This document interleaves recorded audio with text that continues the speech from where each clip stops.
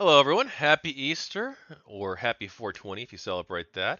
Hope everyone's having a wonderful weekend so far.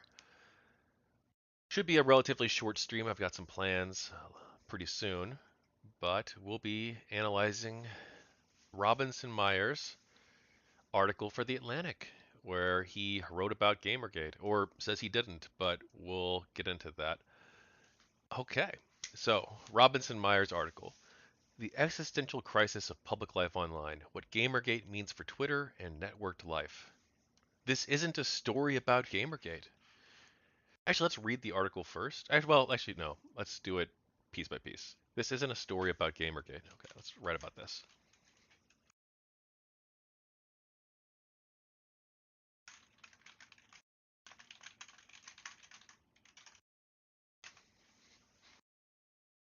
For maybe a month now, that pseudo scandal has been unavoidable in certain thoroughfares of the internet, claiming to fight for ethics in gaming journalism.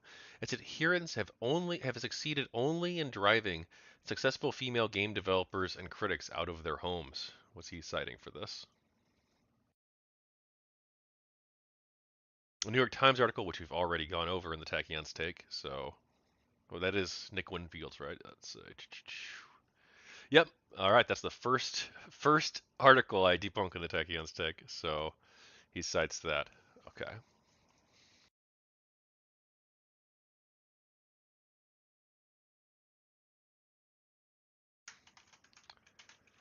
Robinson is seemingly, or I should call Meyer. Meyer is seemingly aware. I probably shouldn't say what I'm going to type because then all of you people won't have a reason to buy the book. But I'll occasionally do so. Meyer is seemingly aware that Gamergate supporters believe that they are advocating for ethics, writing, claiming to fight for ethics in games journalism.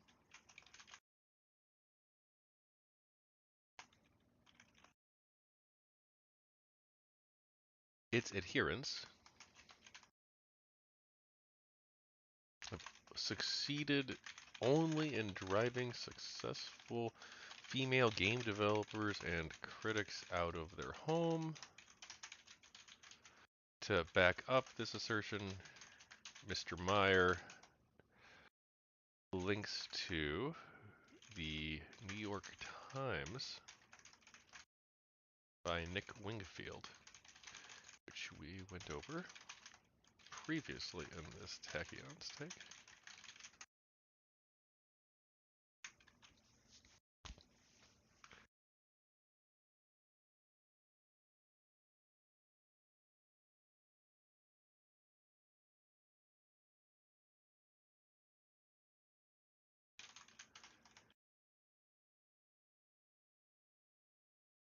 Meyer continues by quoting Frank Lance.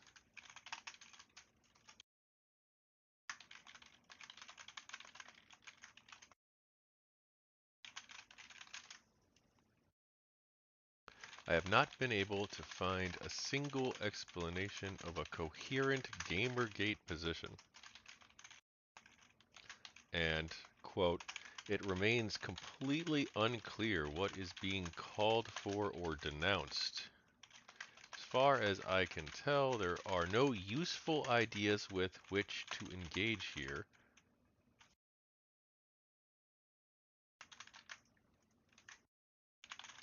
Only an inarticulate mess of confused feelings, uninformed opinions, and second and third order meta arguments.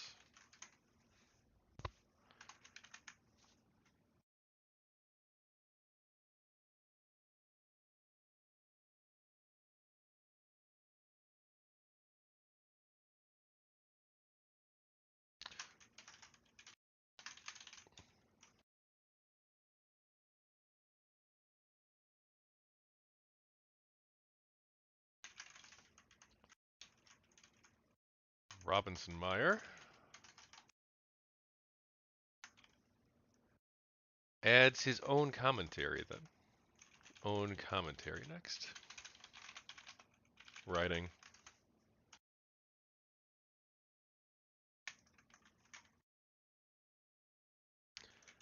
From this nothingness, this recursive cult-like illogic, has sprung pain and exhaustion. On Twitter, where much of this misery has been on display, women have gotten rape threats, murder threats, and been doxxed. That is, their home address tweeted at them among all those promises of rape and violence. The abuse, too, has erupted with little warning. 1 hour the site seems normal, the next there are promises of a mass shooting. All right. So let's just go ahead and talk about this.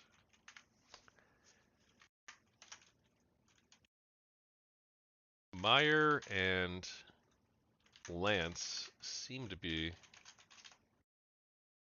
confused, unable to wrap their heads around GamerGate. Yet in the opening,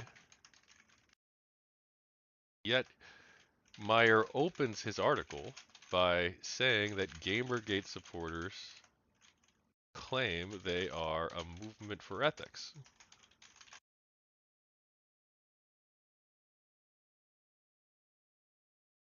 It doesn't seem like Mr. Meyer has deeply researched the topic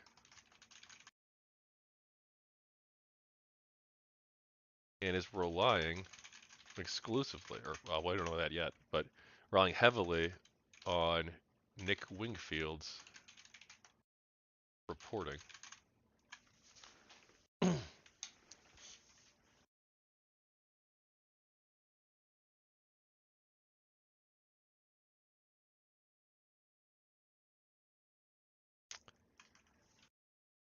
If you go into any conversation, assuming that the people you're talking to or about are being disingenuous, and there must be some kind of nefarious ulterior motive, then you're going to hit a roadblock. I because either you are correct and they are only using their stated beliefs and objectives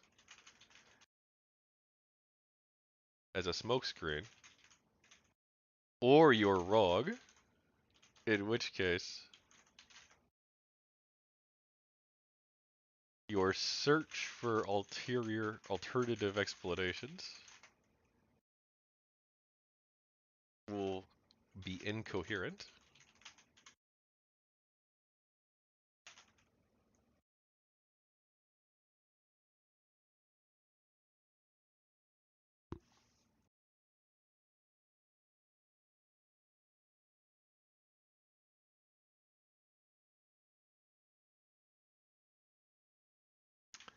Unfortunately, it appears that Meyer is going for the incoherent route,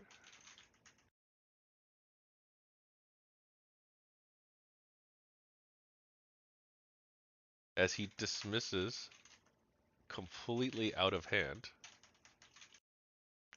that the movement could possibly care about ethics at all.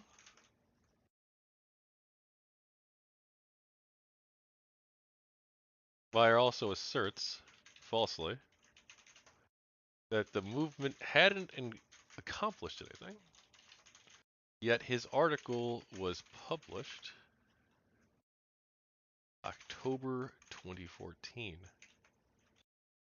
several months into the movement. By this point, GamerGate's advertiser campaigns were well underway.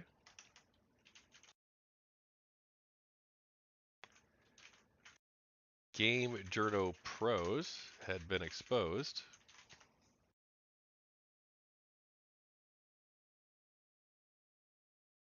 And I believe Not Your Shield had already started. Double check that though. Yeah, September.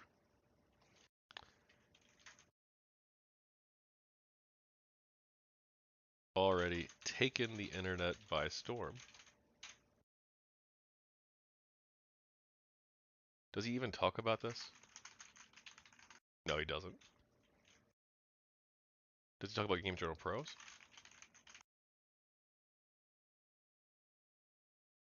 Does he talk about advertiser boycotts? No. Meyer doesn't discuss any of this in his article.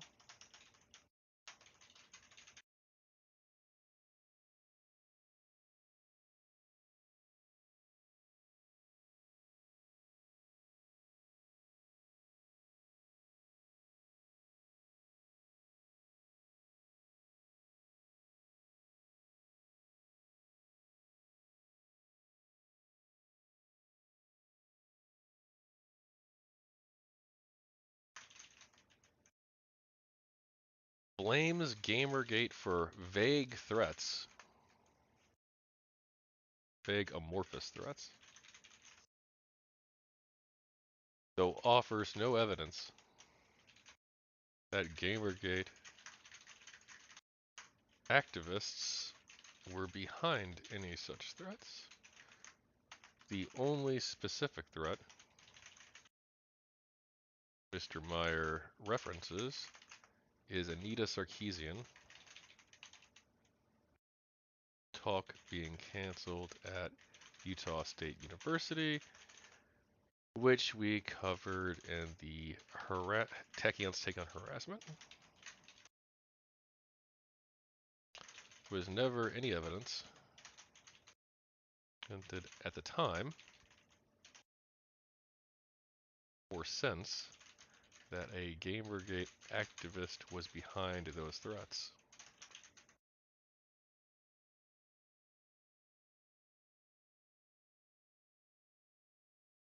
Or that the community at large endorsed them.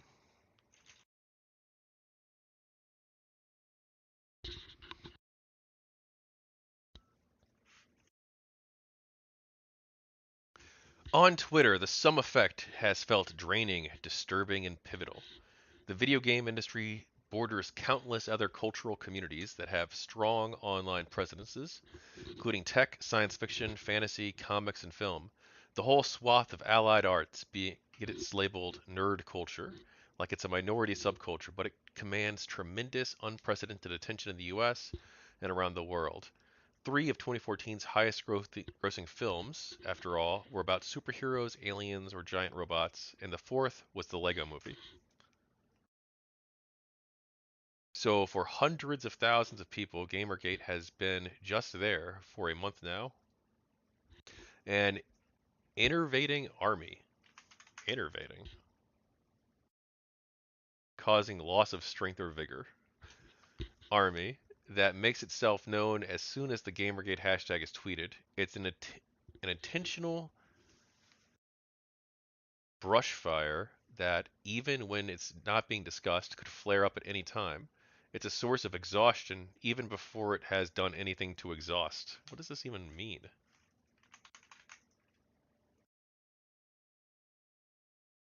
Like this guy is a little bit of a Twitter pussy. Like, I don't know, he tweeted something out and like someone replied to him and he's upset about that. Like, I don't know, bro. That's how the platform works. Everything you post is for attention.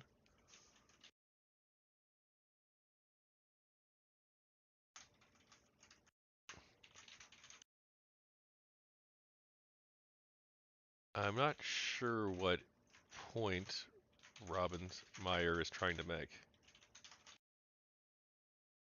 with this. If you out, tweet on a hashtag and people reply to you, why is that a bad thing? The whole purpose of making posts, and on a hashtag no less, is for attention.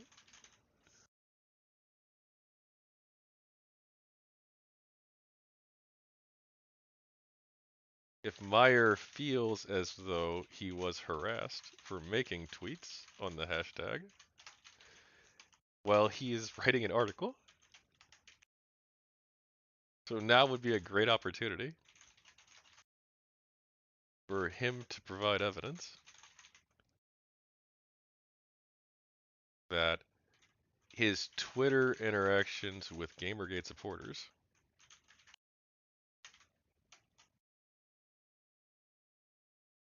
took a dark turn. Unfortunately, Mr. Meyer doesn't take that opportunity.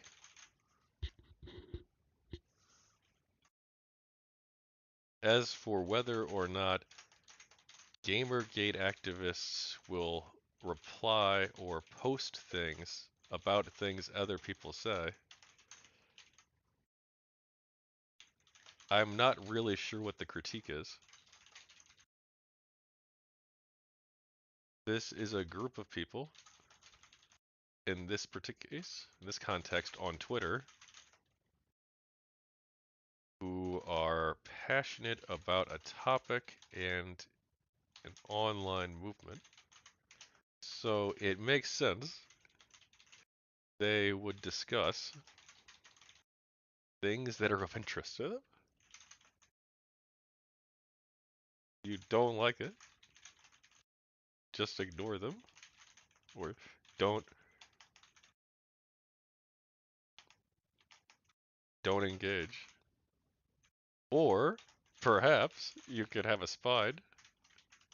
I'm not gonna be rude.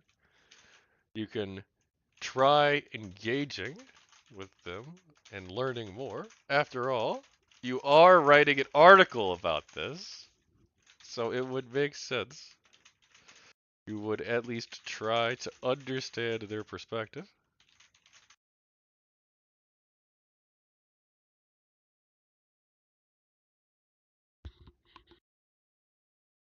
The eloquent and humane film critic whose nom de blog is Film Crit Hulk recently wrote a long meditation on this. He pointed out that the scariest element of all this is that all pro Gamergate arguments follow the circular and meaningless pattern of the indoctrinated. Yet its adherents seem to have absorbed this dogma exclusively through the internet. In other words, Gamergate is a cult without geography. Probably not going to read this like film crit thing, but oh, he doesn't even link to the blog post. He just links to their Twitter feed. Really? So if you were interested in this, you would have no way of knowing what he was talking about unless you. Does this blog even still exist?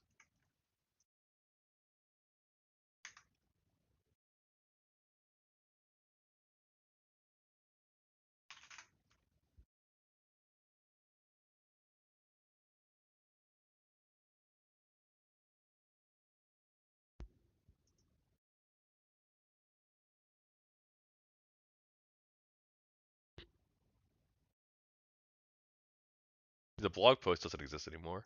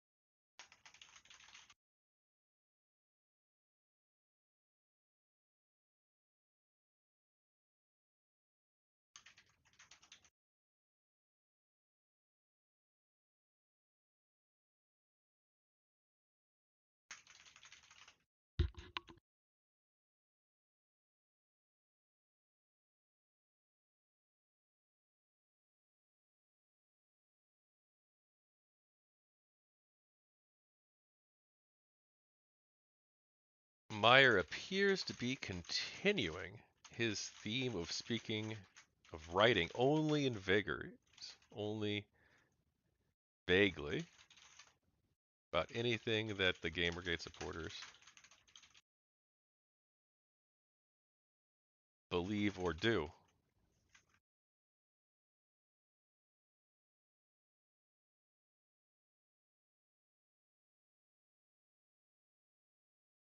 What are they indoctrinated by?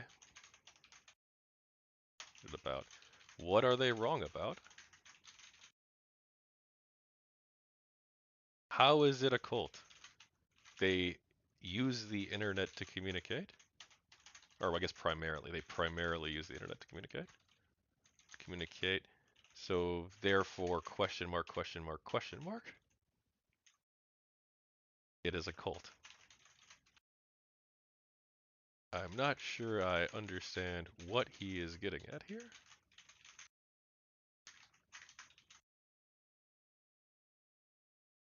Are all online groups cults? Only the GamerGate group? Gamergaters? If so, why? Meyer makes no effort to explain.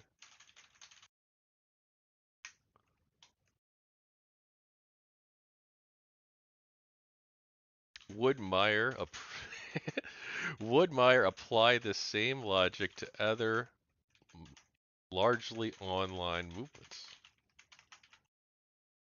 Was Black Lives Matter, which began primarily as a hashtag movement, as a leaderless hashtag movement prior to Gamergate, also a cult? Was Project Chinology? What about Open D&D? Are online forums cults? And chat rooms? Seems like we are throwing words and labels around without even attempting to justify their usage.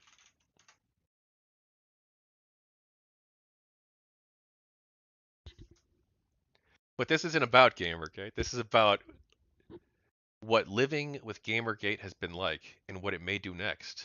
And here, Film Crit Hulk, henceforth abbreviated FCH, really shines. Like like all good online Hulks, FCH follows Hulk House style. Oh my god, this guy's like obsessed with this blogger. That is, he writes in all caps and refers to himself only in the third person.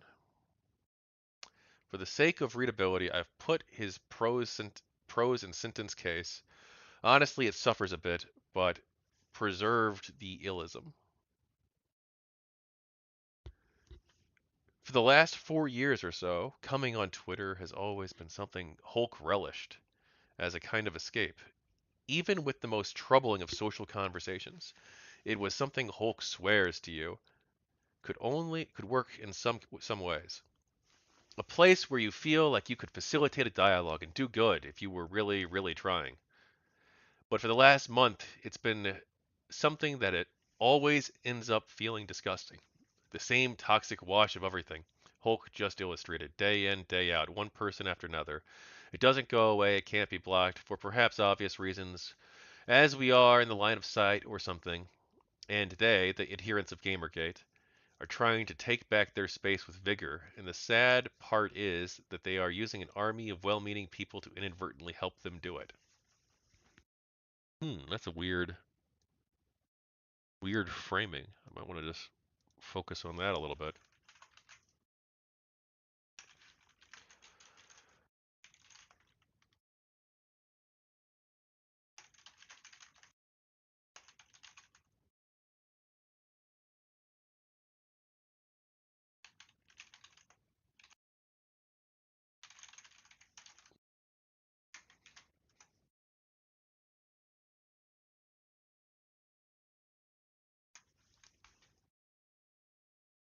And they, the adherents of Gamergate, are actually maybe better if I quote the whole thing. It's only a paragraph, it'll be fine.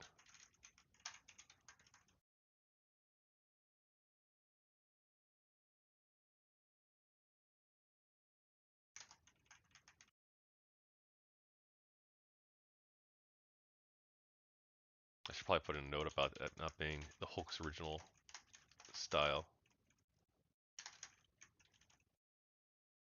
Changes the text style to be more readable.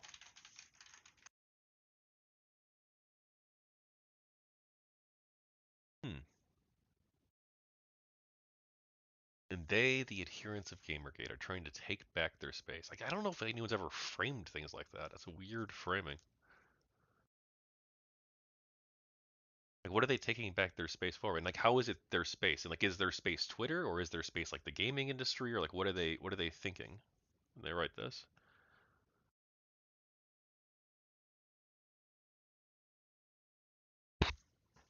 I mean, in this context, it would have to be like Twitter, right? But like, I don't like GamerGate didn't exist like prior to GamerGate being created on Twitter. So like, what's their space that they're reclaiming?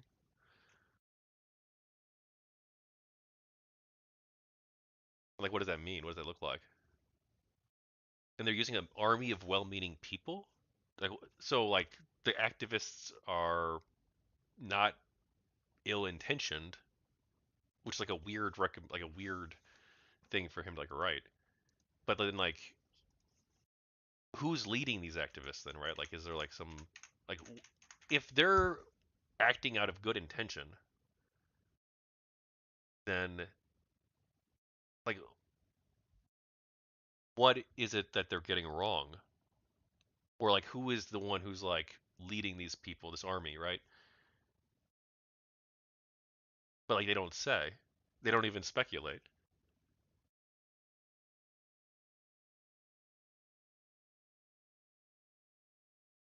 Huh. That's just Chris and I might have to dive into that sentence right there when we talk. Hey mercenary. Good thing I'm not the Atlantic. Welcome, welcome. Hope it's not too boring. It's just basically me reading an article and then thinking about it and collating my thoughts into word written format.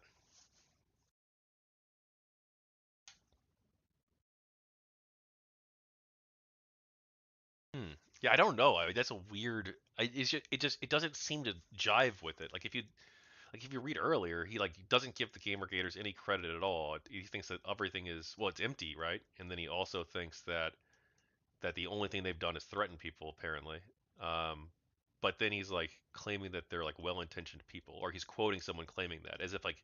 But does he go on to say later on that he disagrees with Film Crit Hulk's assessment that they're well-meaning people? I guess we'll find out, but I don't think he does. It doesn't seem like he does.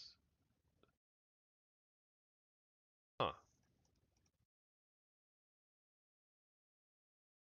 Well, there's also this whole part too where it's he's talking about how he or Film Crit Hulk's talking about how he thinks that the Gamergate people or that Twitter can be a useful tool for like good things, right? To do good in the world, he writes. But like that's what they presumably perceive themselves as doing, right? And even he would admit that with saying the well-meaning people.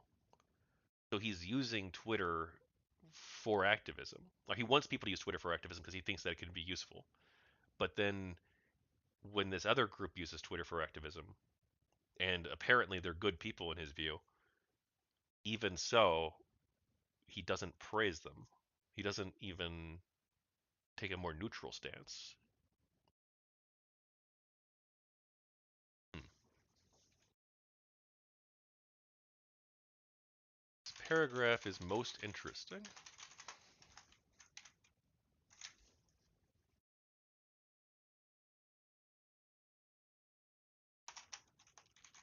For a couple of reasons.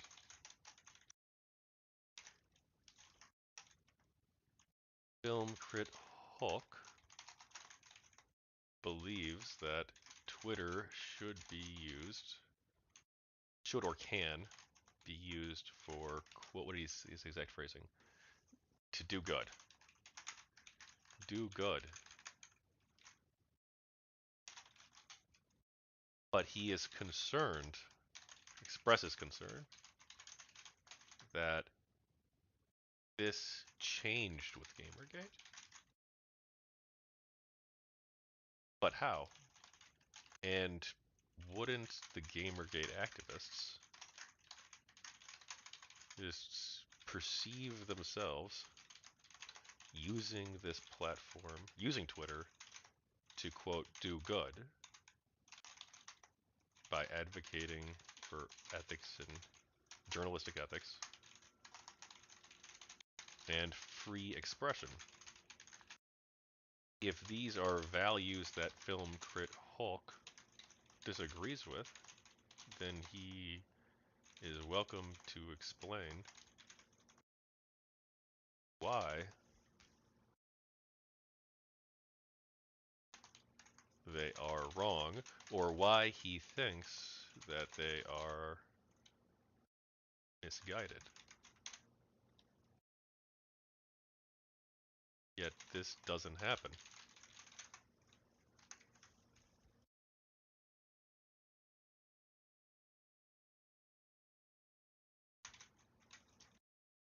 Also writes that the adherents of GamerGate are, quote, are trying to take back their space with vigor. What does that mean?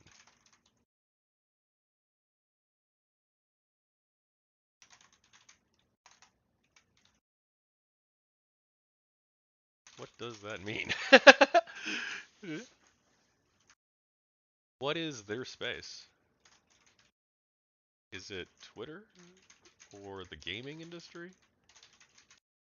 Or something else?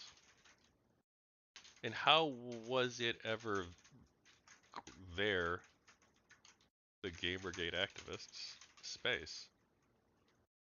Gamergate didn't exist. Didn't exist prior to its creation. How could they have had the space to begin with?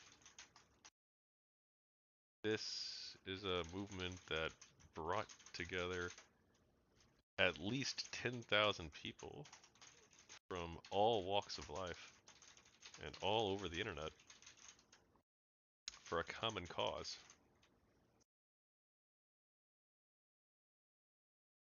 There was no space that they could have had prior, as they all come from so many different communities.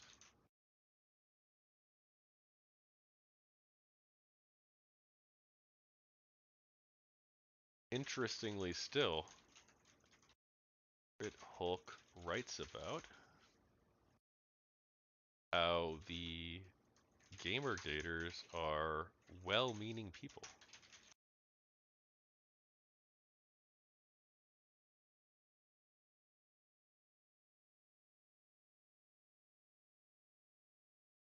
Huh.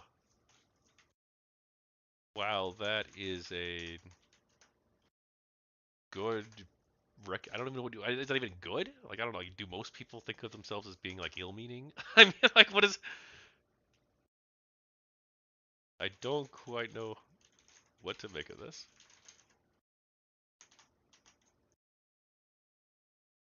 If they are well-meaning, then what is the issue? If they are well-meaning but misguided about some specific thing, then why not try to educate or inform them about that thing? What you think they got wrong?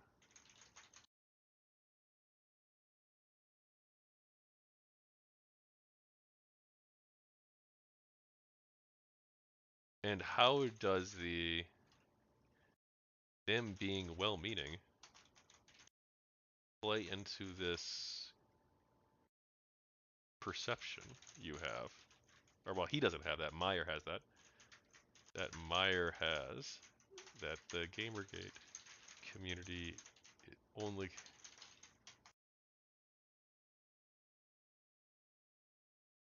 Well, he didn't say they only care about that. He says that they only succeeded in that. But is it meaningless? Or well, he did say meaningless, or basically said meaningless, right? Empty.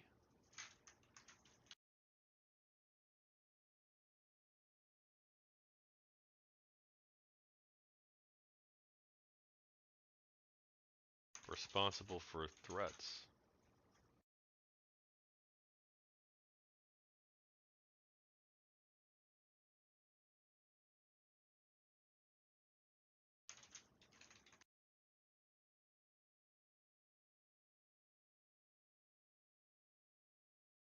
GamerGate's only success was alleged harassment.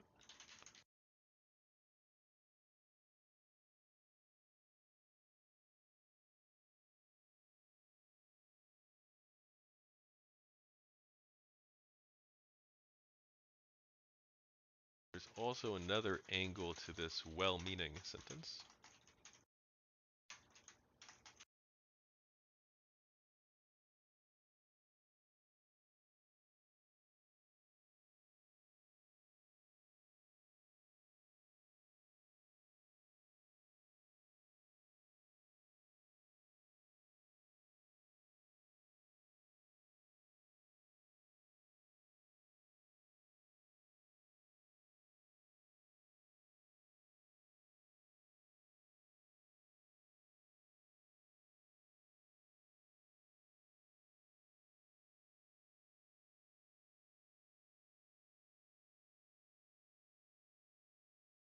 Using an army of well-meaning people.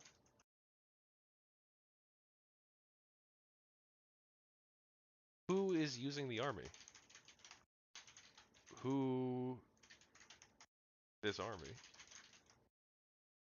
If the army itself is composed of good people, then who is the mastermind or architect that is leading them astray? Neither Film Crit Hulk or Robinson Meyer explain or even speculate.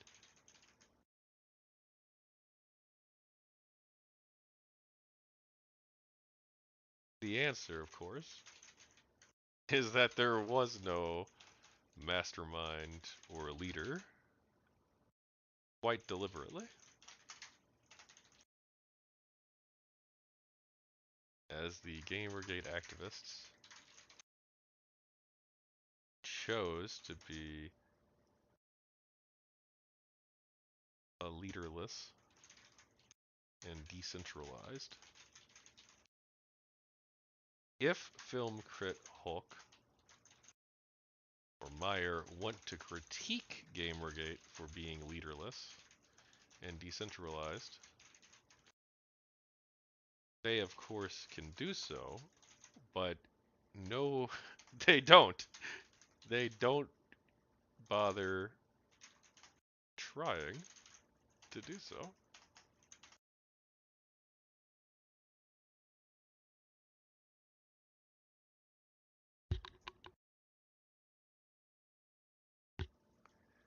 FCH is describing the constant mental cost of opening Twitter and not knowing what you're going to see. That seems like it's part of the fun of Twitter. The erratic juxtaposition of private and public, of mundane and world historic, of somebody's quiet moment with coffee next to someone's revolution. But harassment has changed it. The world's brush fires have leapt to the surface.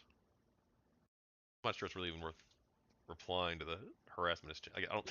One, I don't think that's true. Both in the sense I don't think that GamerGate really engaged in much harassment, and then two, I don't think it's true in the sense that I don't think that harassment was a new phenomenon in the year 2024, 2014.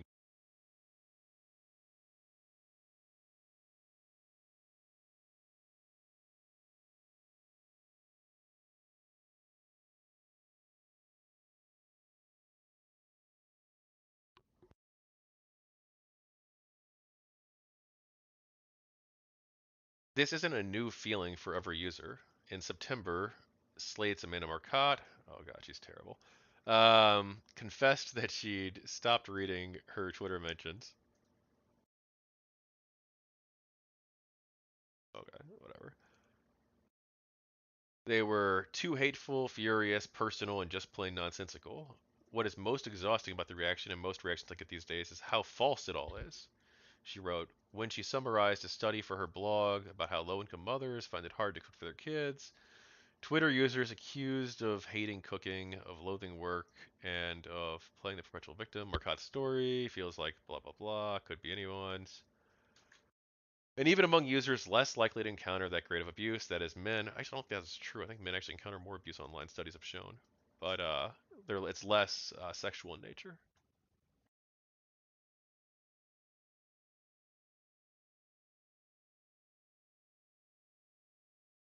Doing DoorDash, you say in chat, and then GamerGate was a legitimate threat since UAD proved it. I don't know what you're talking about.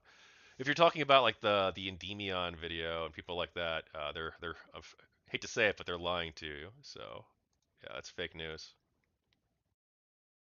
Thought about debunking it too, but there's too much misinformation from like the far left to deal with like the far right's bullshit too.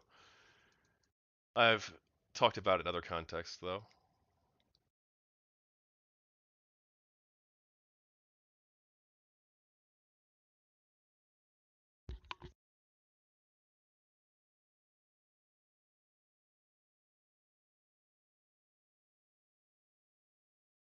I guess I'm trying to figure out right now. Do I want to bother taking on like these side ancillary things that don't matter? Like it's not related to GamerGate that he got it wrong about the statistics about who receives threats online, but whatever, who cares? We'll talk about it in the Chris Ferguson article. It's not really GamerGate related though. There's now an awareness that their friends could be up for it whenever. That is the big sad lesson many people will take away from GamerGate, and it will be true. What does that even mean? That their friends will be taking part in it? Like I don't know if you like misunderstand what GamerGate was, and you just think like, oh, this is people who hate women, and like, oh no, my friend is part of this harassment campaign that hates women. Like maybe you should like I don't know, like talk to your friend and be like, hey, look, the New York Times article I read said this thing that you hate women. Is that true? And they could like have that conversation. I don't know if they're your friend. I would assume that you would probably place like some level of trust or care into that relationship to at least like I don't know hear them out. But like I guess Robinson doesn't. Friends like these.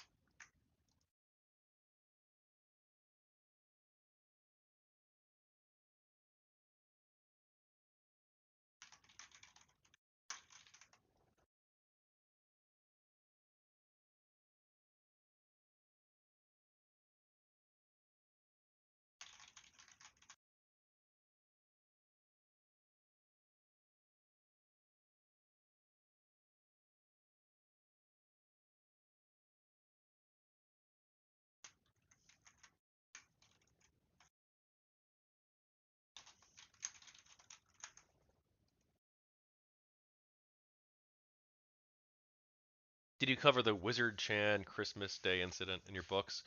I don't believe it was on Christmas Day. It was actually a little bit before that in 2013, but I did cover the Wizard Chan incident with Zoe Quinn. Unless there was a separate incident that also occurred on Christmas, but I believe that was like December like 12th or something like that, earlier in the month of December. No USAID, someone says showed or the pumping crash. No, actually that's fake news. There's no evidence for that at all about the USAID thing.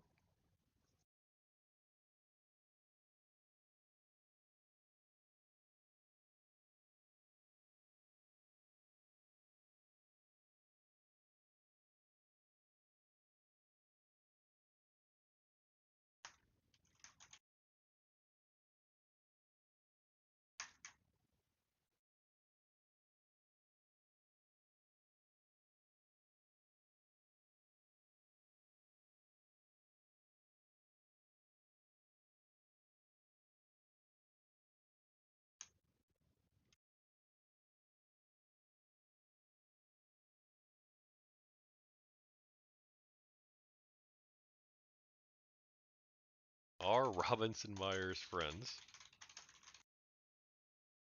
internet harassers?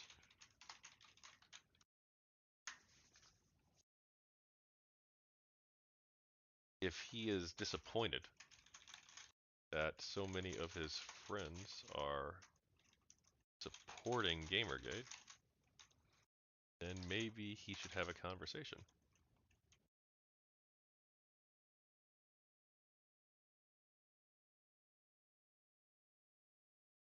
finding out more information.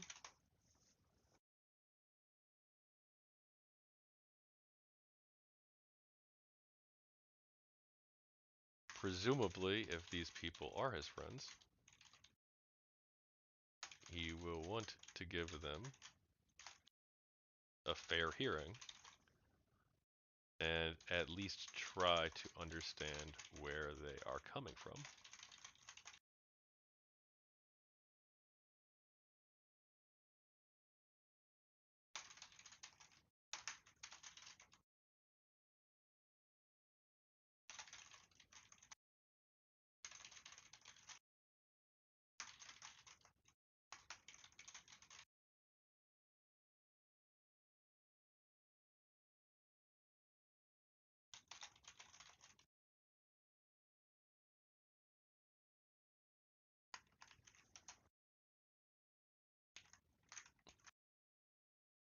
Even this would seem to be even more of paramount importance given that Mr. Meyer's role as a journalist who is writing about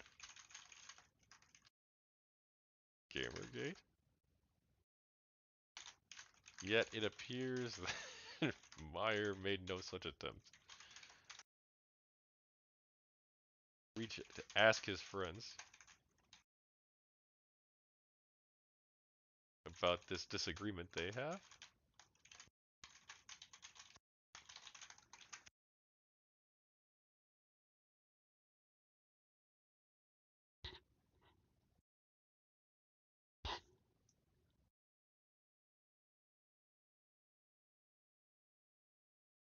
Right now, in some creative industries, Twitter functions as a sort of public address on the open web with a name or username. Anyone can contact you, which means anyone can threaten you. Yeah, true. That's how the internet is. If you can contact someone, you can send them all sorts of things, threats, love letters, whatever the fuck you want, right? Not that I endorse such behavior, of course, but like, just like having your phone in the address book.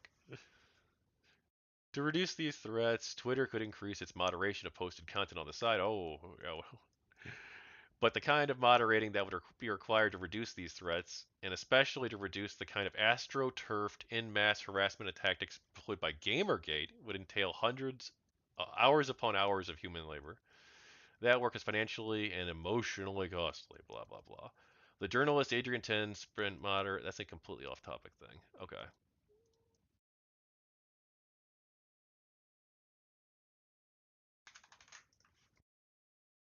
Meyer, dude, this guy is like way worse than I thought he would be actually. Robinson Meyer then proceeds to argue that his misunderstanding of his friends and of Gamergate should result in mass censorship.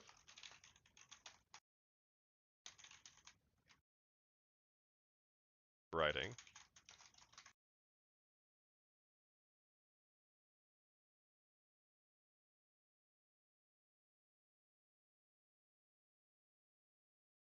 While nobody has an issue with Twitter removing threats,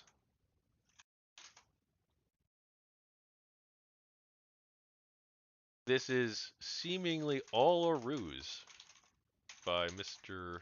Meyer to encourage censorship and suppression of information he doesn't want the public to see.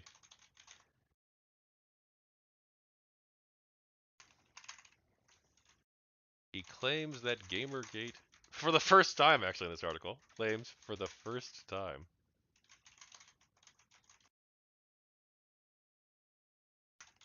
that Gamergate was, quote, astroturfed, unquote, yet offers no evidence to support his assertion. Indeed.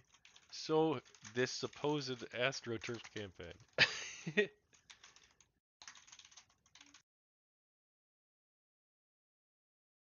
Is this really the quality of a journalist? Someone who doesn't admit it. He admits he doesn't understand it. who admits he doesn't understand something,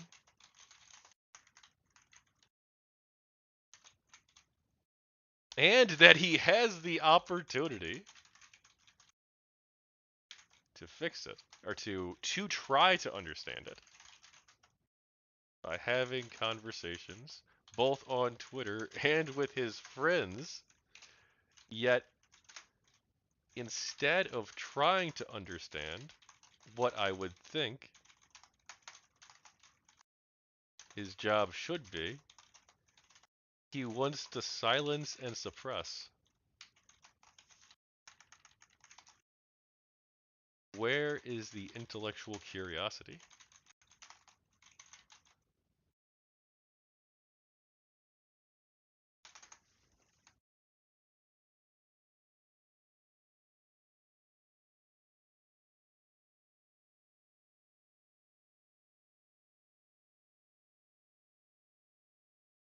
So GamerGate is an existential crisis for Twitter. Oh my god. My colleague Adrian LaFrance has identified a different kind of existential crisis.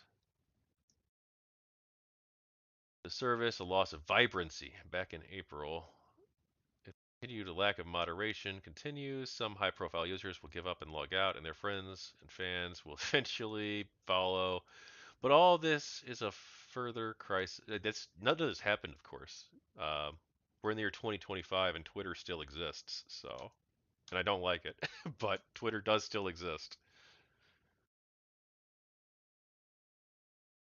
Is living such a public life worth the trouble? Is such a life worth being constantly exposed to vitriol and rage, threats from strangers, especially when patterns of that abuse seem so random? Is the kind of work that would be required to sustain a good public online social network possible? Is asking people to perform that moderating work something we even want to do? We often celebrate social change and faster communication. That is, this has nothing to do with Gamergate. This part here, okay.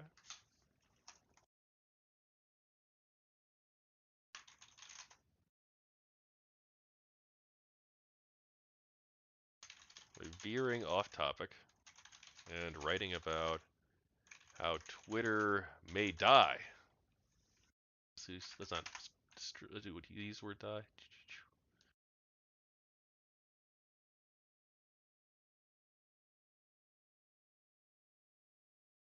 Twitter's days may be numbered due to negative comments and other factors that his friend wrote about. Colleague wrote about in an unrelated article.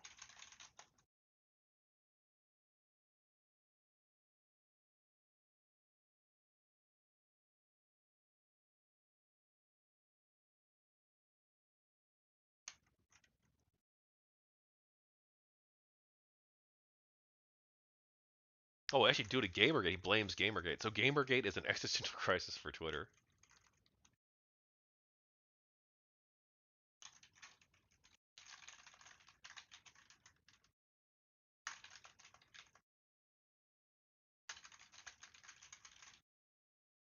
And speculates that the platform may cease to exist due to Gamergate, mean comments, and other reasons his colleague wrote about in an unrelated article.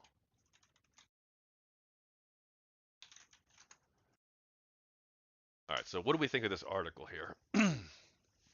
All right, I guess in conclusion, actually, we'll save the conclusion. We'll save the conclusion for the book.